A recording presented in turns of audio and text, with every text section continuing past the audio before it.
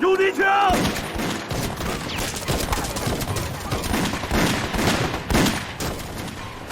打！打！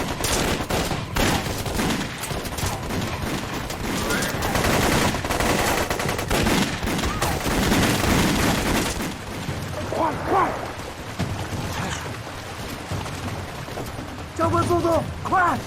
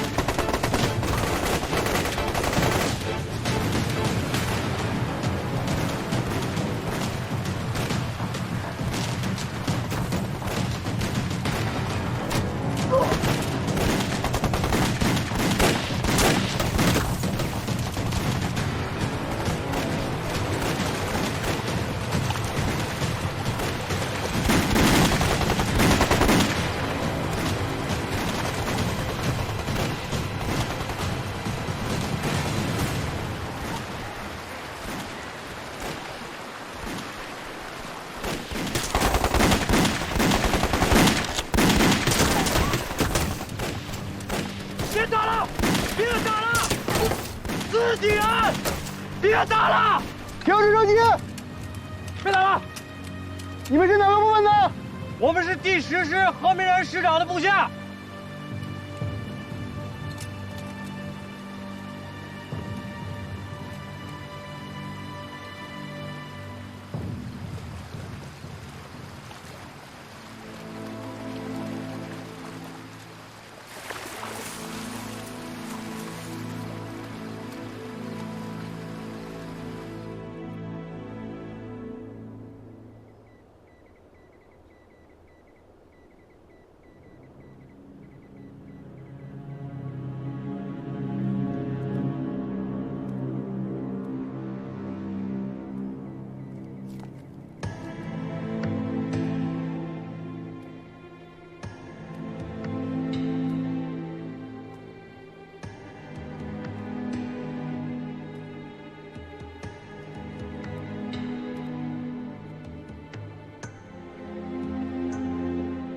离离原上草，一岁一枯荣。野火烧不尽，春风吹又生。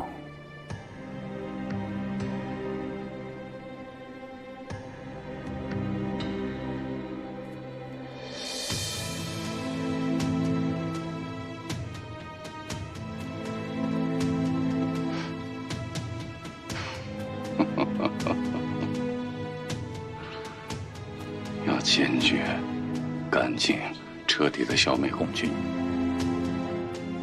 茅草要过火，石头要过刀，恐怕又是一场春梦而已。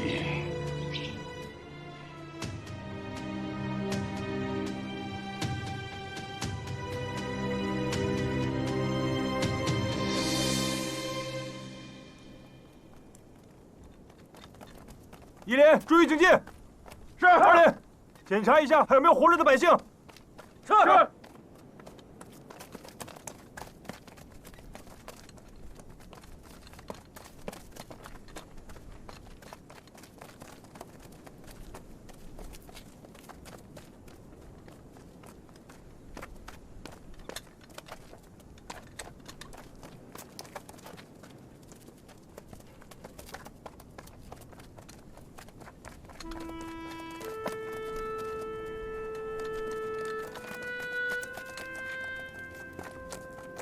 这些应该都是国民党干的好事。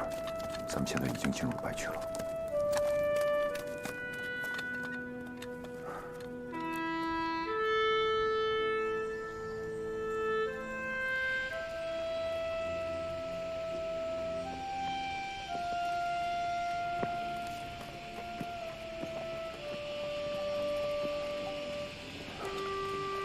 同志们，我知道大家都很疲惫，但是只要我们翻过这道山，就是四毛坪了。到了四毛坪，我们就到家了。大家再坚持一下，行不行？好，走。还行吧？行，加把劲儿。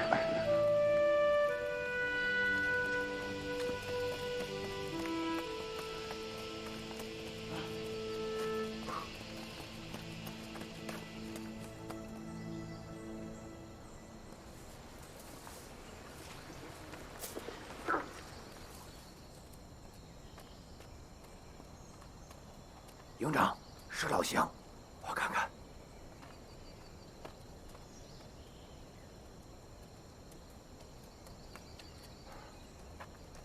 是洗头澡，安全。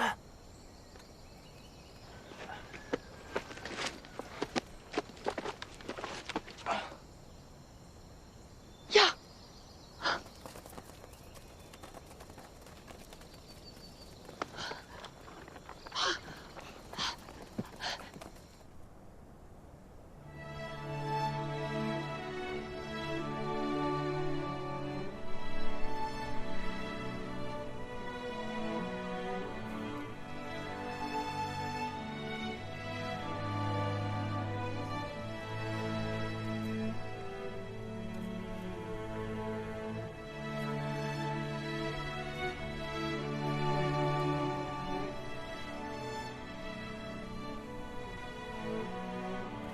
受苦了，不要走。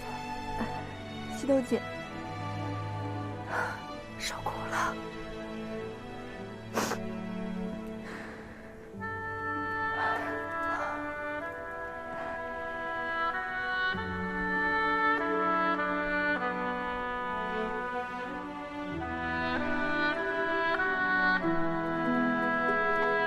少爷，好好好，我再回来就好。教导员，喝点水吧。受苦了。有战士们下火。好。乡亲们，咱们的队伍是经过千难万险才回到四毛坪的。看到战士们，就知道他们受了多少苦，付出了多少的牺牲。说实话，刚才当我第一眼看到队伍的时候，我真的想找个没人的地方大哭一场。可是乡亲们，你们知道吗？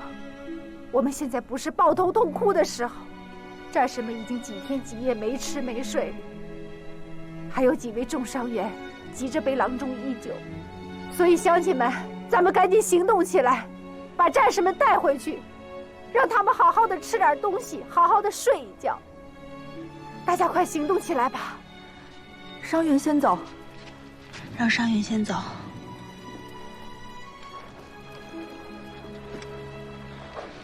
少爷，你赶紧回去休息吧。好，先安顿战士们，别挂了。小心。老哥。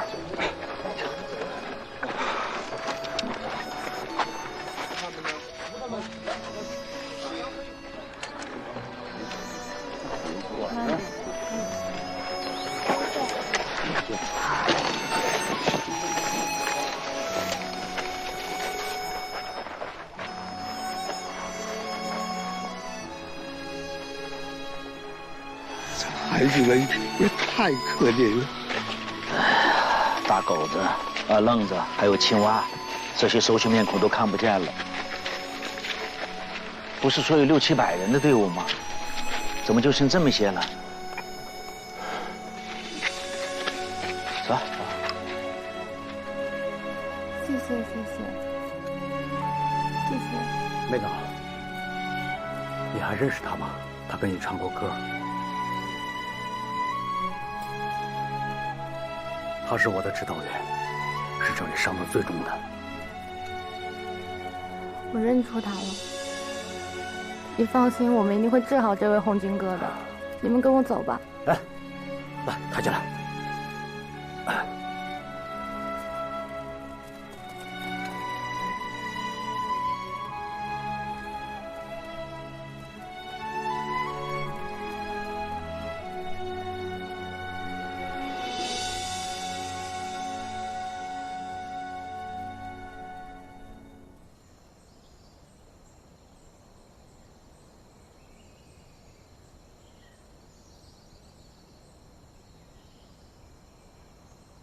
我问你，你知道红军主力在哪儿吗？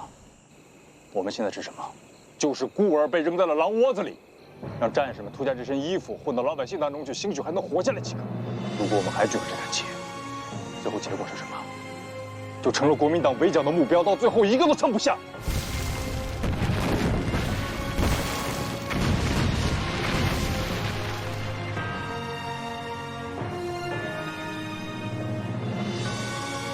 我心里头急得跟什么似的，我脸上还得装着从容不迫，我装不下去。我告诉你，我不能说吗？我不能说吗？哎，连我这么一个基层的领导干部，我都知道这郑大夫不对呀。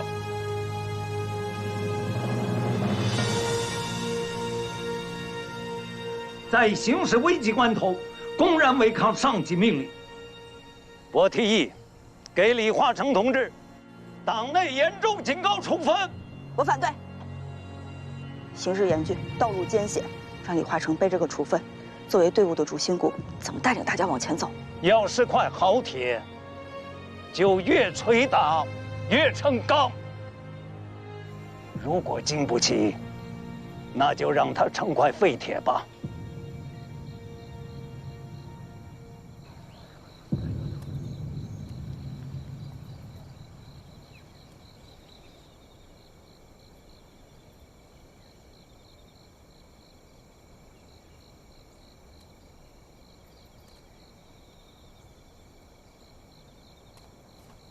许多主席，还是叫我大姐吧。这个时候，我也不叫你教导员了，就把你当成我自己的兄弟。好，大姐。哎，来，坐。大姐坐。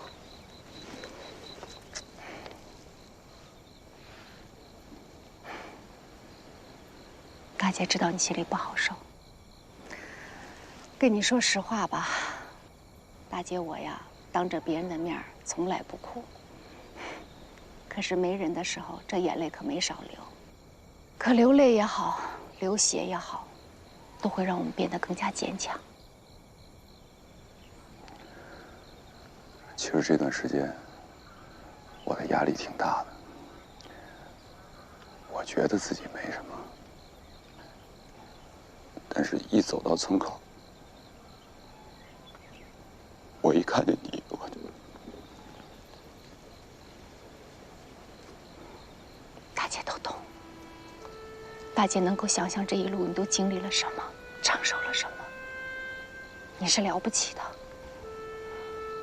你带着这样一支队伍，能够九死一生的跳出了敌人的包围圈，太不容易了。大姐为咱们的家乡能有一支像你们这样的队伍感到骄傲。现在到家门口了，你也该松口气了。咱们这儿啊，刚好有个草头郎中，伤员们已经安排救治了。郎中说他活了这么大，第一次见这么重的伤，他都不相信咱们的伤员可以带着这么重的伤，一直坚持到现在。大家伙都在说，战士们是肉长的心，铁打的鼓。兄弟，大姐跟你说一句掏心窝子的话，这天一下黑的时候啊，我在别人面前是强打着精神，可是你知道吗？我的心里也有看不到明天的绝望，我不知道明天在哪里。可是当我看到你们的时候，看到咱们的队伍的时候，我的绝望没有了。我们的共产党能有一支像你们这样打不垮、拖不烂的队伍，我相信一定能够战胜所有的困难，取得最后的胜利。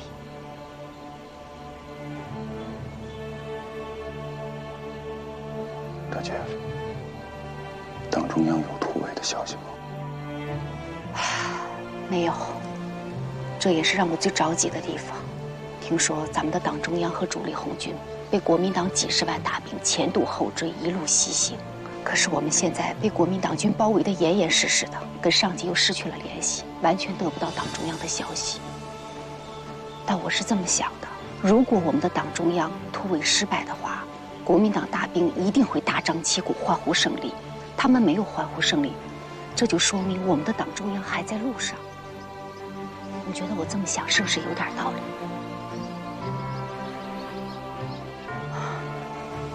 我知道你在为党中央的安危揪心，我们大家都一样，都希望咱们的党中央能够胜利突围。如果党中央能够突出重围的话，党中央一定可以突出重围的，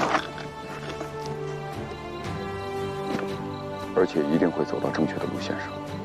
这是民心，谁都不可逆转。你说的对，民心不可违，民心不可逆。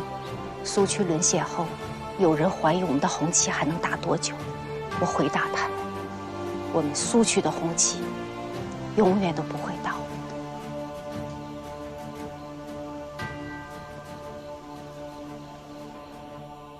总而言之，我们独立营在军事上陷于孤立。你承认它是事实，不承认它也是事实。我就说到这儿。但是我补充一点啊，这里的苏维埃政权依然存在，党中央的突围还在路上。我们独立营不能总猫在思茅坪晒太阳，一段时间的休整以后，我们还是要有所作为的。我不知道你这个有所作为是什么意思，但是我知道，现在苏区是一片黑暗，伸手不见五指，走路都摔你个大跟头。就我们这200多号人，如果在军事上有所作为，那不就是拿最后这点家底儿去跟人赌一把吗？结果是什么？输的你连最后一个铜板都没了。我不完全同意你的观点。那照你这么说，我们偃旗息鼓的猫在这儿，就什么都能守得住了吗？你这就是右倾的消极主义思想。李准同志，别给我戴高帽子行不行？我们这么小的一支队伍，你还谈什么左倾右倾啊？我就是希望最后这200多号人能够活着等着主力红军回来。天佑啊，话里有话，直说，大伙儿讨论讨论。老唐，说说。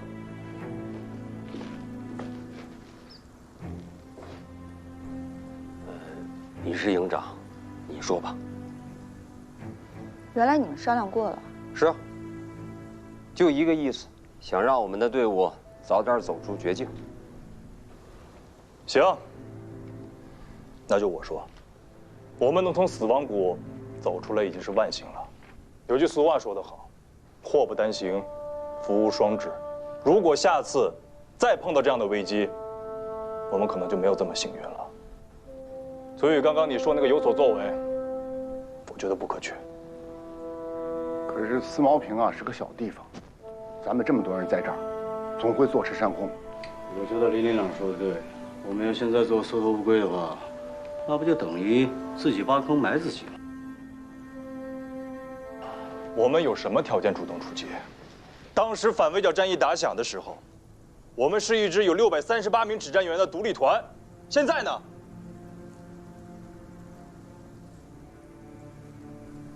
我必须要对最后这200多条生命负责任。你未免也太过于悲观了吧？你别忘了，我们还有几十万人民群众的支持。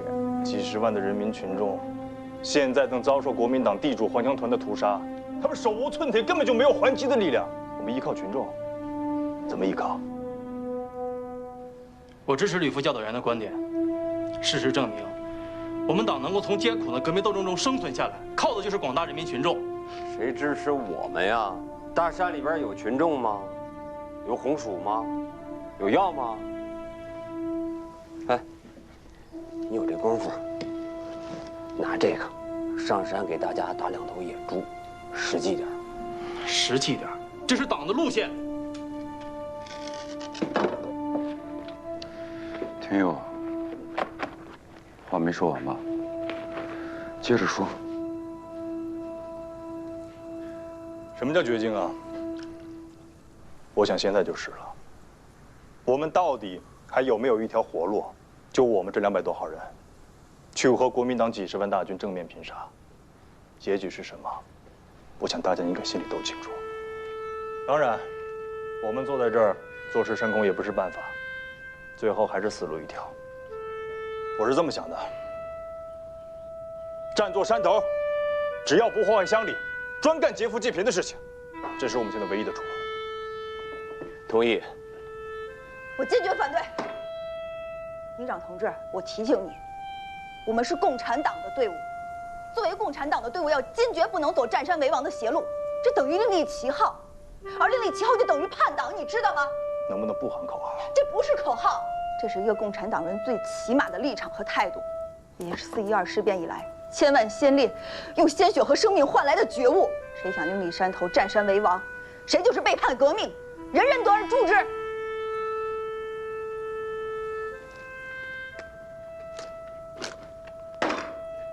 那你就拿他诛了我吧，还留个大义灭亲的美名，我成全你。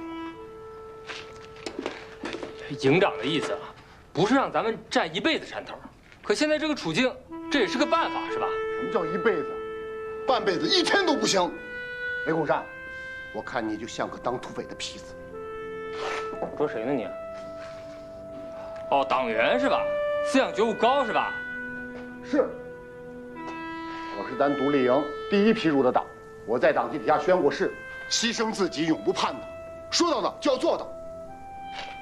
谁要想另立山头，我第一个就不答应。雷公山，你要再说一次，我一个胳膊也能把你打趴下。来试试，来，你试试，来，好了好了，冷静一点。干什么，老雷？老雷，你坐下。行了，坐。哎呀，坐下。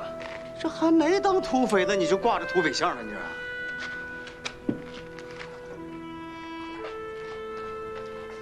营长，我们是共产党的队伍，到什么时候都不能打着别的旗号啊！这是在政治整训中，连我这个粗人都搞明白的。你说你现在要拉着队伍去占山为王，你这不是水泊梁山看多了吗？你怎么听不明白话呢？营长说的不是咱们真的去当土匪啊，都一样。我孙大圣把话撂上，谁要是拉着队伍去占山为王，我第一个不答应。哎，都行了吧？肚子里边刚有点神儿，就在这瞎吵吵。我们是共产党的队伍，用你们说吗？各位党员，谁能告诉我党中央在哪儿呢？什么时候能见到党中央？半年？10个月？1年？都不说话了，不就跟没爹没娘的孩子一样吗？我们这样下去，这面大旗怎么扛？好啊，那你离开共产党的队伍啊？反正你也不是党员。小孩吗？你们？你比他还不实际。行了，都别说了，还真成土匪窝了。行，这条路走不通，那就听天由命吧。散会。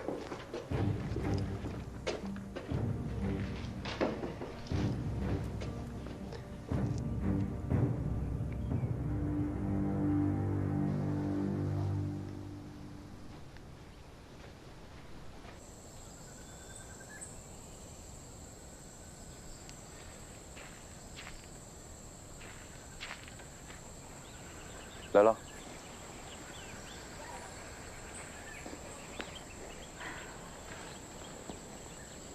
你刚才为什么不说话？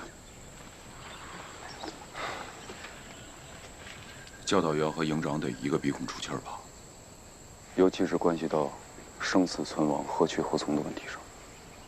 刚才那种情况，我要是和天佑杠起来了，会影响士气的。你在关键的时刻比我冷静多了。如果你们俩当面争执起来，也许还真的不好收场。无所谓，起码我知道在这件问题上，咱们2个人的思想是一致的，这个就够了。拜托你件事。说吧。在下次会议之前，一定要把天佑的思想彻底扭转过来。这件事别人办不了，只有你行。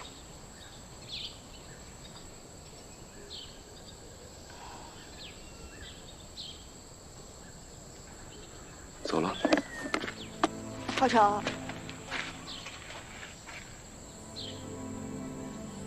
从我进独立营，带着咱们这支队伍走到现在，有贪生怕死的，有英勇牺牲的，大家的改变我都看在眼里。我们经历了这么多，我以为我们能够拧成一股绳，可我忽略了大家在绝境当中的承受能力了。我不知道我还能撑多久。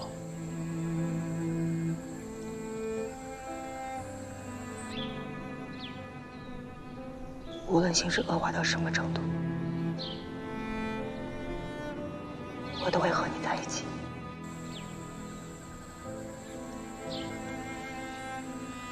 无论形势恶化到什么程度，我都会和你站在一起。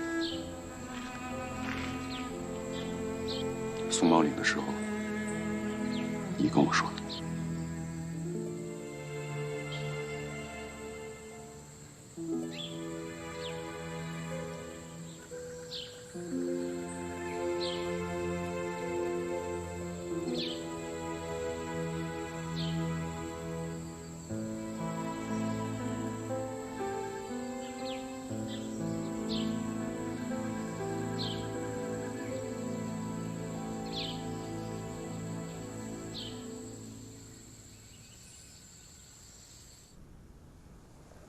干什么？你找我干什么？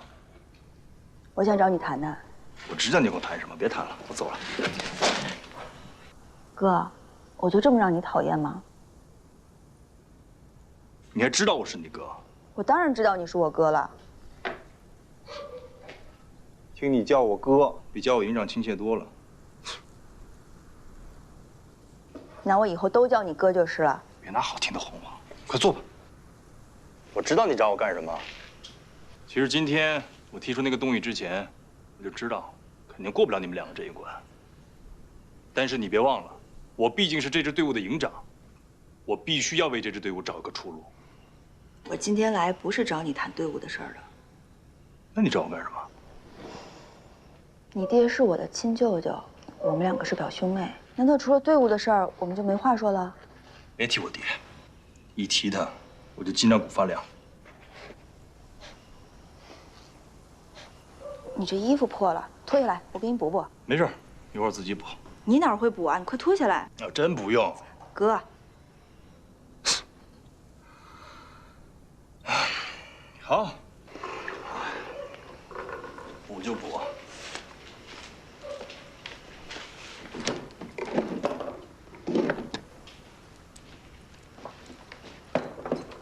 看来你这个当妹妹的，也并不是一无是处嘛。哎，哥。好。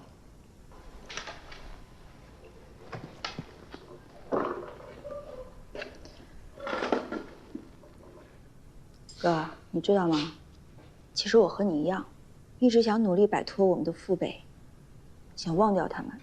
在我刚参加革命的时候，我以为我做到了，可是后来想想，这父母血缘的事儿，怎么能一刀斩断呢？这不是自欺欺人吗？没想到，你居然能说出这种话。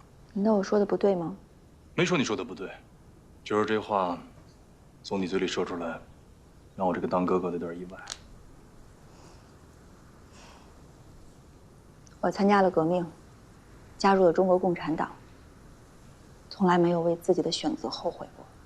可古话说，身体发肤，受之父母。难道我们共产党人连承认自己的血缘至亲的勇气都没有吗？有吧，自己来。那你何苦呢？当时哭着闹着要跟家里闹决裂。与其说是和家里闹决裂，不如说是和旧的封建制度闹决裂。因为我们从一出生，我们的家族就带给了我们一辈子无法摆脱的原罪。我记得在松毛岭的时候，你说过一个词，自我救赎。我现在倒是真朝那个方向走了，可是没想到这么快就走到绝境了。哥，你知道你和李化成最大的不同是什么吗？这谁不知道啊？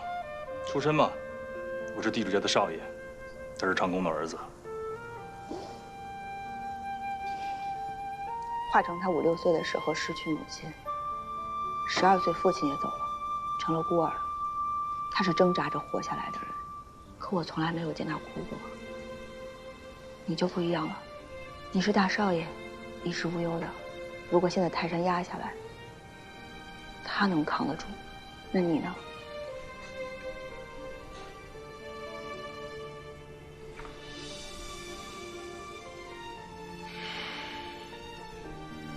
哥，你在想什么呢？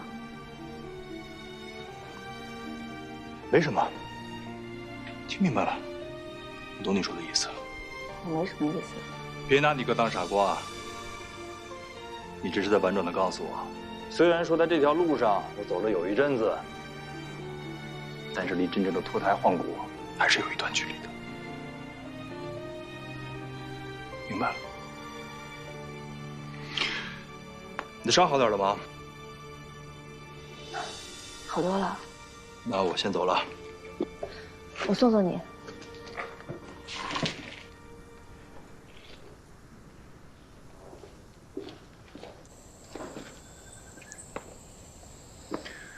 别送了，放心吧。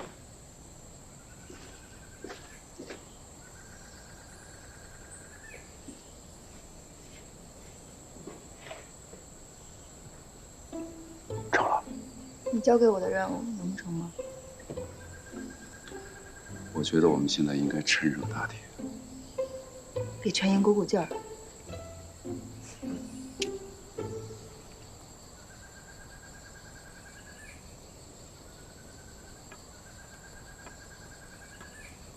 站住！你是什么人？哎，小朋友，小朋友，我们都是好人呐啊！你是干什么的？我们是好人。我不认识你，外人不准进村。我们都是好人。不行不行，让我们进去。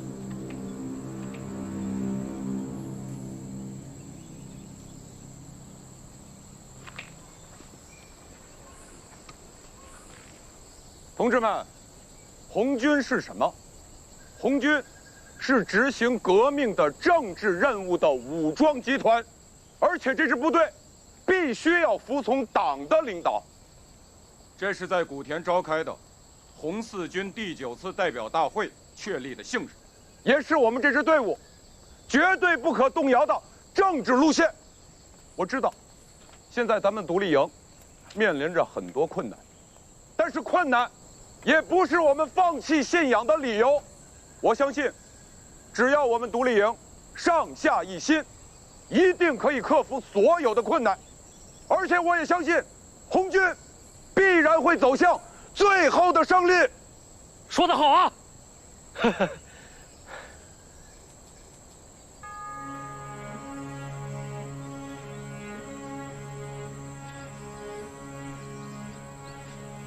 叫首长进来。都别首长的了，大家坐，坐。我现在啊，只是一个作战科的科长。您怎么是科长？干嘛？你想说我官越当越小是吧？共产党人都光明磊落，我自我揭个短。当年在红四军那场内部争斗中，我犯了错误，被撸了，撸得好。参加革命的时候就没想过升官发财。可是这次啊，我是代表福建省委来向你们传达指示的。党中央是临时性的战略转移，很快就会回来。刚才呢，我在外面看你们开了半天的会，我给出的评价是，这支队伍的主流是好的。谢谢首长，这段时间我们感觉就像没了主心骨，没人领着都不知道该往哪儿走，真是没想到，这么快就来了上级领导。党中央和中央红军的主力转移、战略转移之前，就安排了中央分局和中央政府留守办事处留在苏区，执行中央的指示。10个字：保卫苏区，等待主力回头。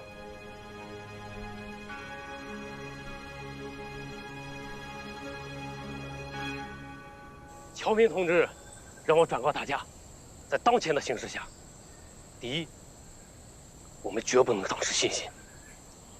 我们要按照省委和特委的部署，坚持斗争。重点是，我们要尽最大的努力保护好群众的利益。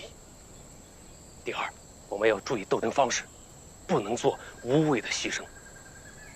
我们要密切地联系群众，发动群众，然后到群众当中去开展政治工作。我们要发挥党组织的战斗堡垒的作用。第三，我们要和地方武装和游击队建立联系，形成相互支持的斗争格局。重点是要在各地建立军民联合的游击战区。请特委放心，我们一定积极地行动起来，按特委的要求展开工作。实际上，我们储备的物资非常有限，总是缩在山里边也坚持不了多久。昨天我们还在讨论下一步的计划，我们打算分批汇下山去，跟人民群众一起应对国民党的血腥屠杀，尽可能地减少苏区人民群众生命财产的损失。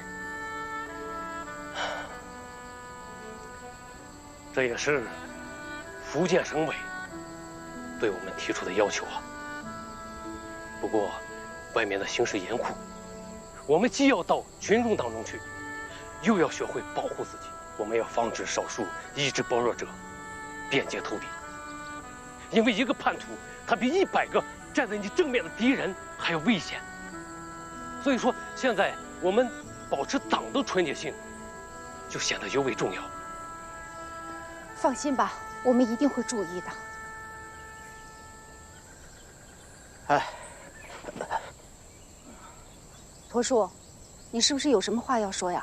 当着特委的面，有什么你就说什么吧。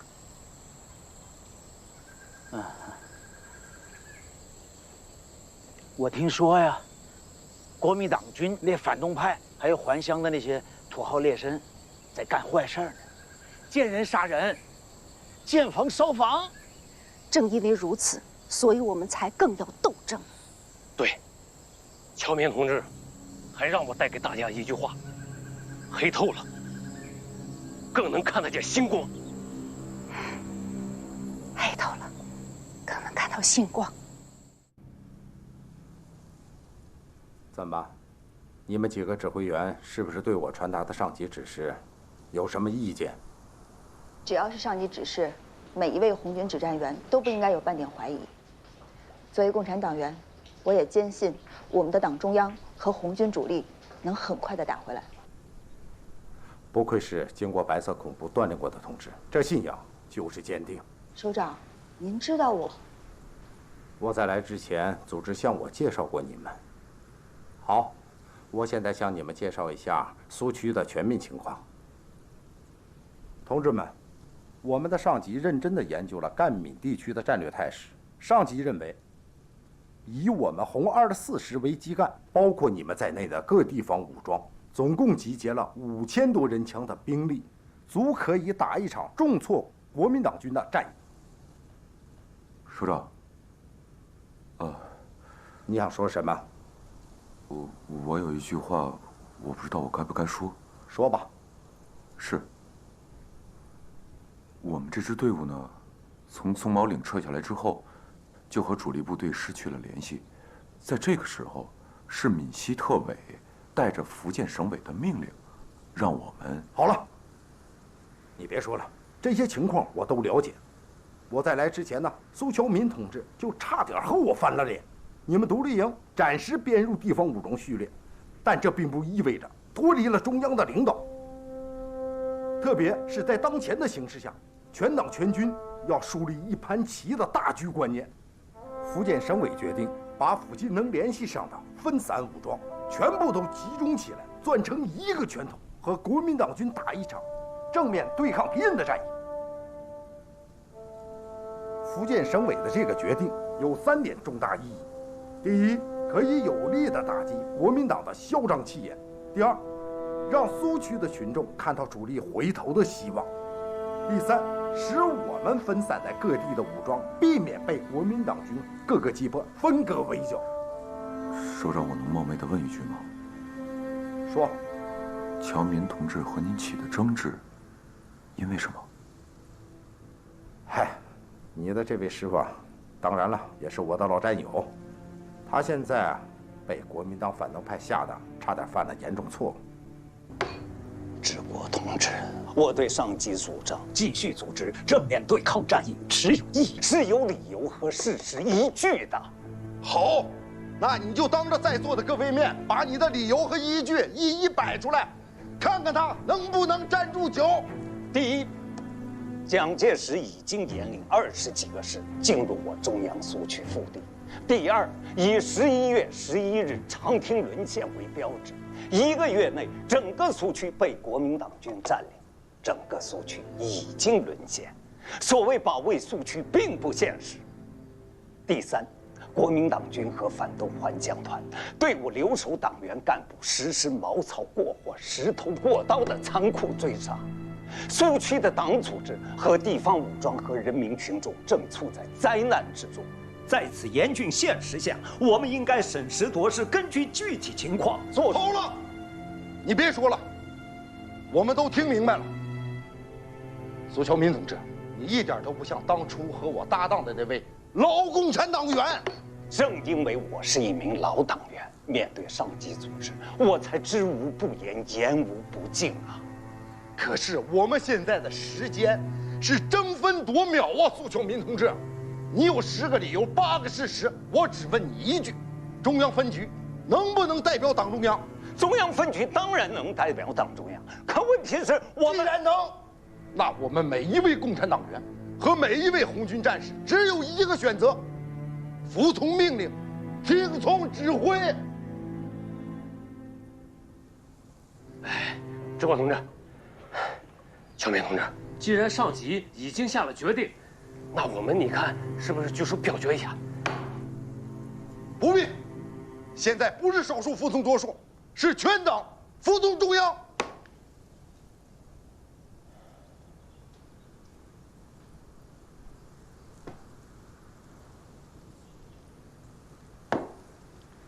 好吧，我们坚决服从福建省委的命令，但我本人保留意见。保留意见可以，苏乔民同志，我不是压制不同的意见，实在是当前的形势逼人呐。党中央和主力还在突围的路上，上级领导指出，我们当前最紧要的任务是动员和领导一切力量，粉碎国民党军的清剿，胜利的保卫苏区，同时牵制敌人，以减轻主力在突围上的军事压力。在这个时刻，同志们，我们不能有丝毫的犹豫，否则后果不可估量啊！苏乔民同志，治国同志，你放心，虽然我保留意见，但我们会坚决服从上级的命令。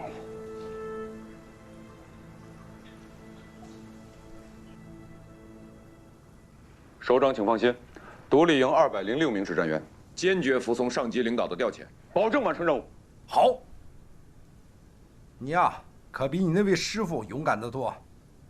营长同志，你也表个态吧。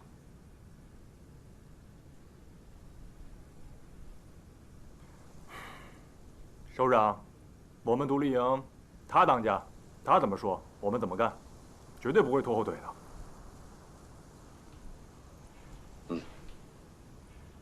战役指挥部命令：独立营必须在3日内赶到距4都3华里处的山头布防，在红24师的左翼，协同作战，坚决服从命令。乡亲们，咱们的队伍呀，马上就要出发了。战士们到前线去流血牺牲，都是为了保卫我们人民群众的利益。咱们呢，没有什么能带给战士的。咱们就多做点草鞋，还有粽衣，让他们少受点风吹雨打，这也算是我们的一点心意。大家说对不对呀？西督长说的好啊，大家赶紧的啊，把编好的草鞋还有粽衣都集中起来，我们一起带到部队去啊！哎，小满，你看那些够多的了吧？啊，这些这都是。哦，哎，行，我问你啊，队伍这要走了，还有6、7个伤员呢，他们也等着要吃啊。有给他们留啊，那行，那就再给他们留点呗。但是驼背，我可跟你说，在前线如果一旦断盾的话，可没地方征粮。哎，驼背，哎，这些物资都是给独立营的，怎么不搬呢？啊，谢督导，这值川派，哎，他说带的都够了，再背的多的话，行军背不动。哎，不是，谢督，驼背啊，你这人可太不厚道了。我刚才是这么说的吗？西周主席，哎，行，别说了，一切听主席的。主席你说了算。把剩余的全部搬走。哎，都搬走。那搬吧。大伯，谢谢你啊，服了2天药，我感觉好多了。哎，不客气。你们这是又要去打仗啊？部队嘛，没办法，总是要去打仗的。可是姑娘，你的伤还没好利索，你就不能……没事儿，我自己的伤我自己知道。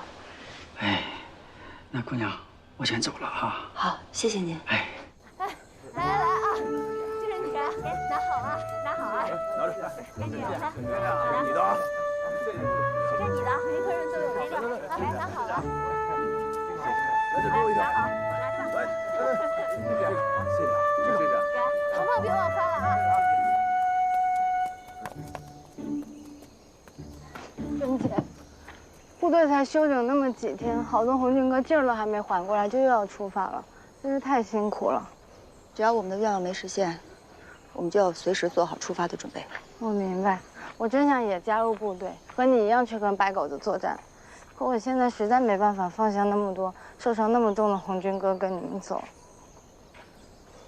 姐妹，我想和你说2句话。我知道你想跟我说什么，珍姐。你放心，这位红军哥伤得这么重，他一定是位英雄，我一定会像照顾自己的亲哥哥一样照顾好这位红军哥的。我保证，等你们回来，他就能下地了。这我相信，你做得很好。吕小哥同志是我们全营优秀的指挥员，意志非常坚强。在松毛岭战役后，他能够坚持到现在，已经是个奇迹了。可你知道他是凭什么坚持下来的吗？我知道，凭一个红军哥的信仰。也不完全是。那还有什么？我给你做个比喻吧。我们的生命呢，就像一盏油灯，油干了，灯灭了，我们的生命也就结束了。这个道理简单吧？你这个比喻像歌儿一样。吕小哥同志在松毛岭战役中被子弹打穿了胸膛，他从昏迷中醒过来，亲口跟我说过一件事。他说什么呢？他说，在他生命的灯火就要熄灭的时候，有人给他添了灯油，才使他生命的灯火又继续燃烧起来。他能够坚强地活下去，正是为了这个给了他生命的人。他说，在他生命垂危的时候，是你用歌声唤醒了他。他就想着一定要坚强地活下来，因为他想听你再为他唱歌。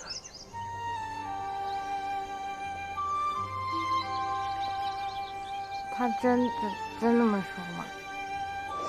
姐妹，吕小哥同志是我们全营中伤势最重的，而且是短时间之内恢复不过来的。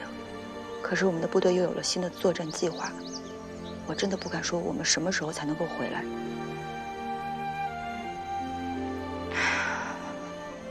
我明白了，珍姐，我一定会让这位红军哥快养好伤，重新回到独立营。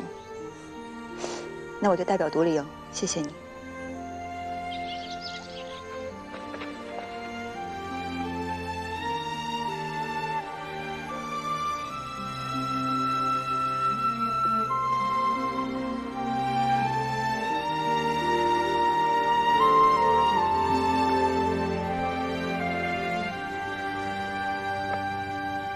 你的伤是不是还没好呢？咱们部队什么时候出发呀？不，你别管部队的事儿。我问你，你的伤是不是还没好呢？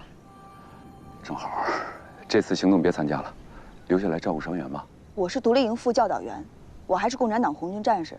咱们部队有了作战任务，我怎么能留下来照顾伤员呢？你怎么就不能留下来照顾伤员呢？别忘了，你也是个伤员。行了，这事就这么定了。说什么我都会去的。小哥发烧了，我去看看他。你怎么不听劝呢？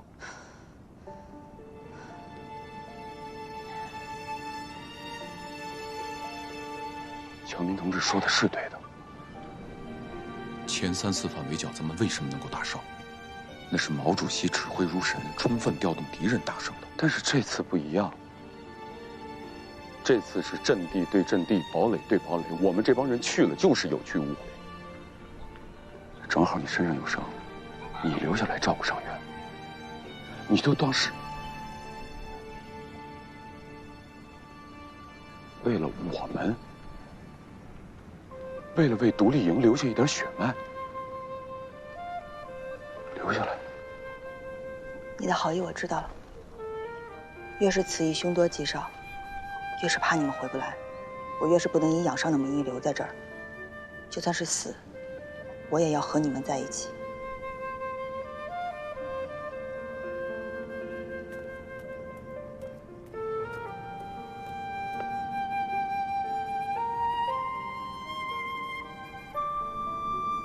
同志们，下面有请我们苏维埃的西斗主席为大家讲话，大家欢迎。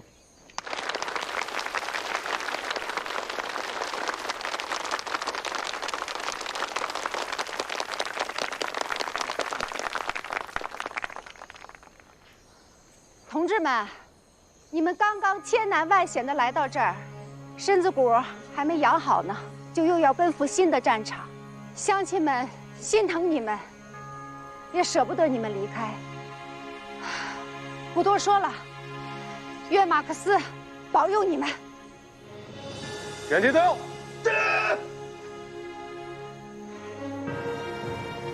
起立！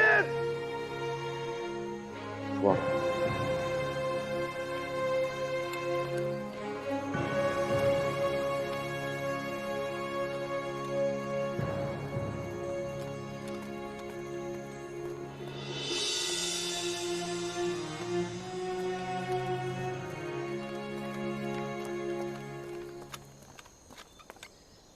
在主街道会的那天，小哥一块和你唱了一首山歌，我看见他笑了，而且是我认识他以来，他笑得最开心的一次。现在我们部队要开拔了，什么时候回来？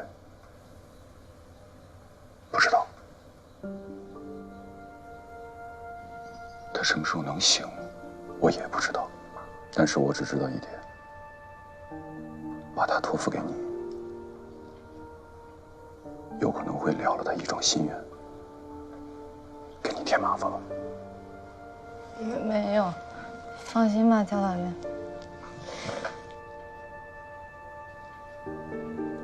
谢谢你，锦梅。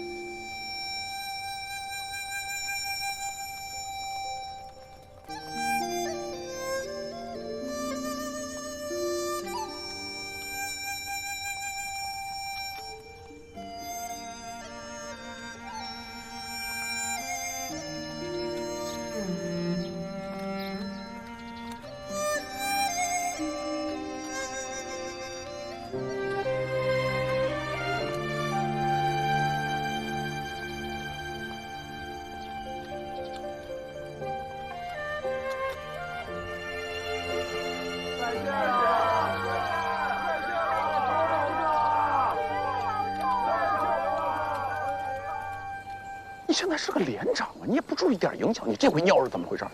这水喝多了，那你也不能当街尿啊！没你事儿，人家现在有女同志。有飞机，散开一边，隐蔽，散开，武器站好。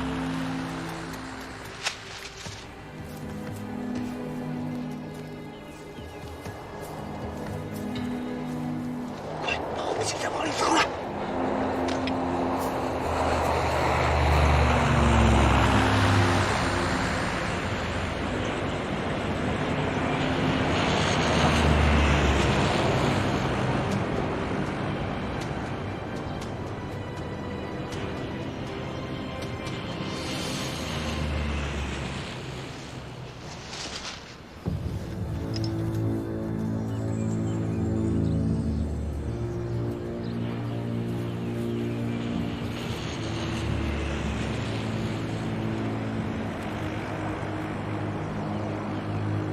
出来吧！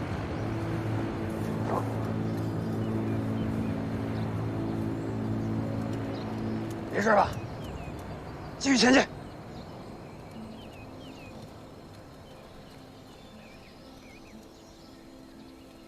全党全军要树立一盘棋的大局观念。福建省委决定，把附近能联系上的分散武装全部都集中起来，攥成一个拳头，和国民党军打一场正面对抗敌人的战役，使我们分散在各地的武装，避免被国民党军各个击破，分割围剿。前3次反围剿，咱们为什么能够大胜？那是毛主席指挥如神，充分调动敌人大胜的。但是这次不一样，这次是阵地对阵地，堡垒对堡垒，我们这帮人去了就是有去无回。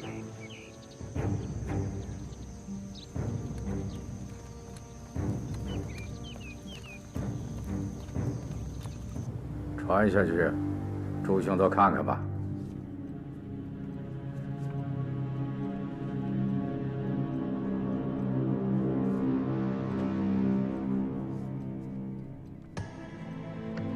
怎么样？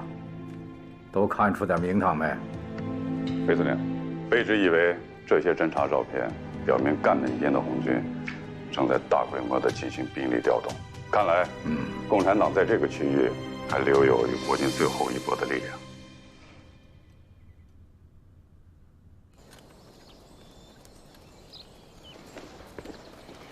李震，李震，